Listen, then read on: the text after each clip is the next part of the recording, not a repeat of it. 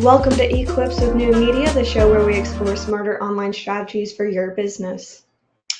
I'm Scott, and this is Rosie. Today, we're tackling ADA compliance and web accessibility, what it is, why it's often overlooked, and how you can start making your site more inclusive. Whether you're a business owner, a website designer, or just browse the internet, this episode is packed with things you don't want to miss. Okay, so for listeners new to the topic, what is ADA compliance? What does it mean when we talk about websites? Well, so ADA compliance for websites means, at least to me, ensuring the digital content is accessible and usable by people with disabilities, following the standards of the Americans with Disability Act, or the ADA. Okay, so the law itself requires sites to be navigable, interactive for individuals with visual impairments.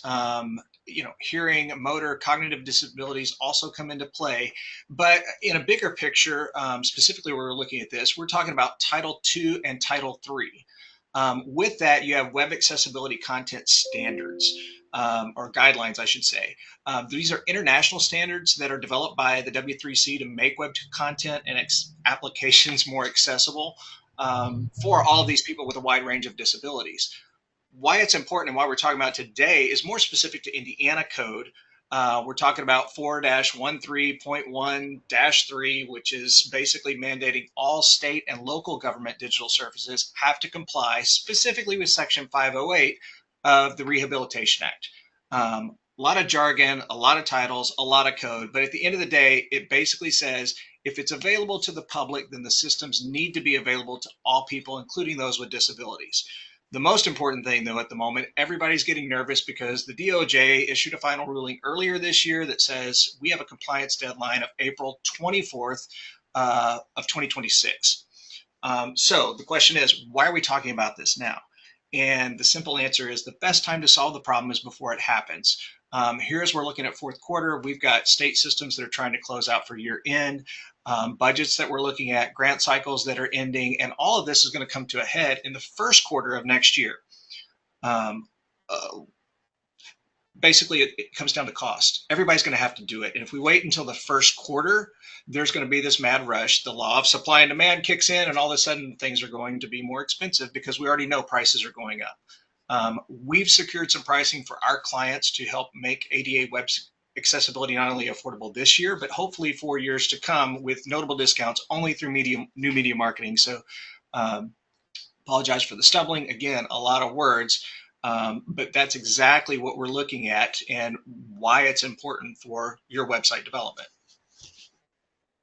Yeah, so even though it's important, digital accessibility has been often overlooked during website builds or redesigns. So, why do we think that is, and how do we change that?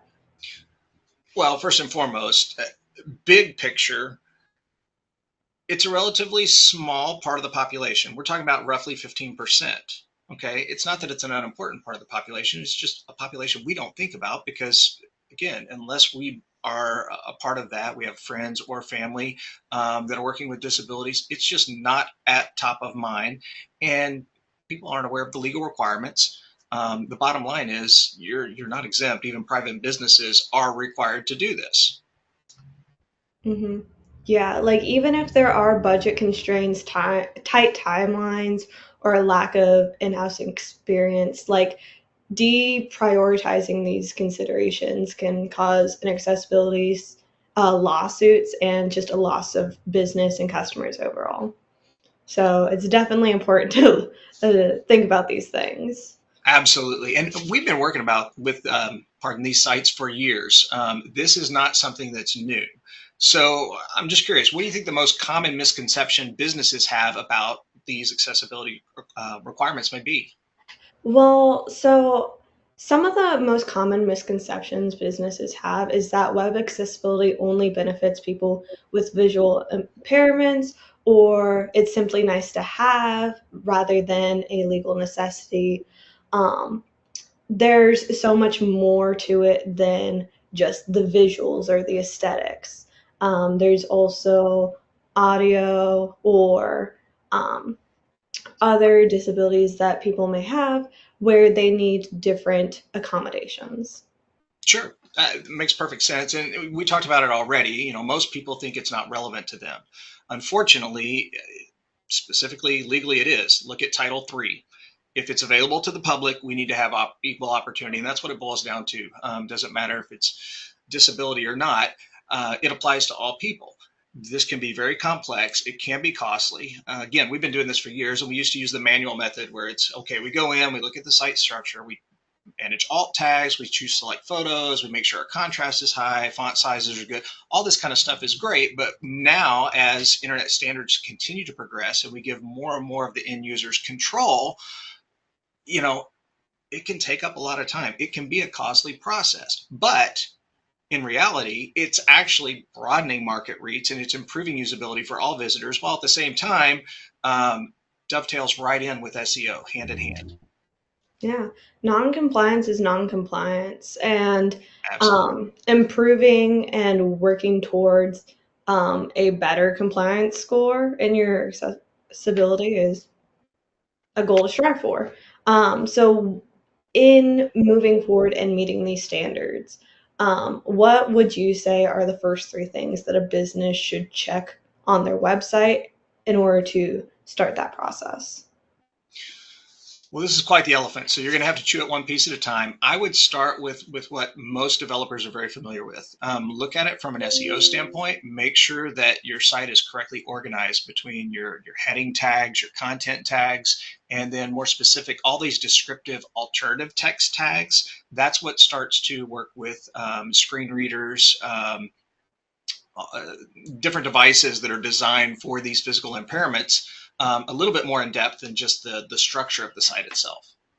Yeah. And there's also, like we were saying earlier, with people just thinking it's visual aesthetics.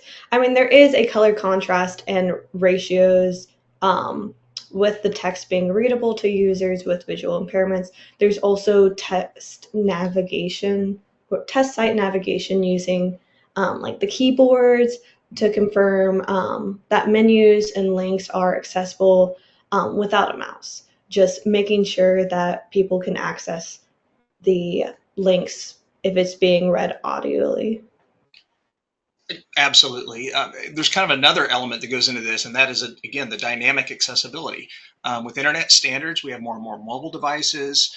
Depending on your screen orientation, your personal preference, your font size, I mean, all of these factors come into play. And so the old school method of manually going in and fixing it, we recently literally went through this. It was just part of why this came to a head. Was everything is 100% compliant and up to best practice standards one day, and then less than 4 hours later, all of a sudden there's one more piece that we need to change. Add into that the end user preference.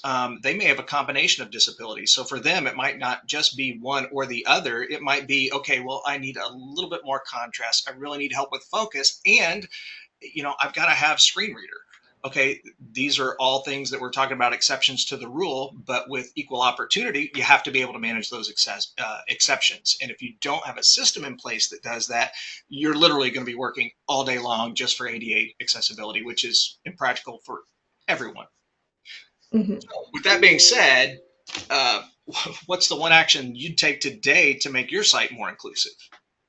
Well, so one effective action that every site can take, not just what I do to my website, it's using a accessibility auditing website or tool, a browser extension, um, running a automated accessibility scan or fixing the top issue found. Um, can be like one of the first steps in using these automated accessibility audits. And Excellent. I would totally use that. Yeah, absolutely. And again, we talked about it. It's kind of an elephant. You're going to have to eat it one bite at a time.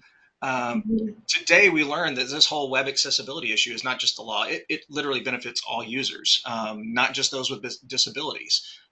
Next time, to that point, we're actually going to explore SEO strategies for accessibility. Um, Yeah.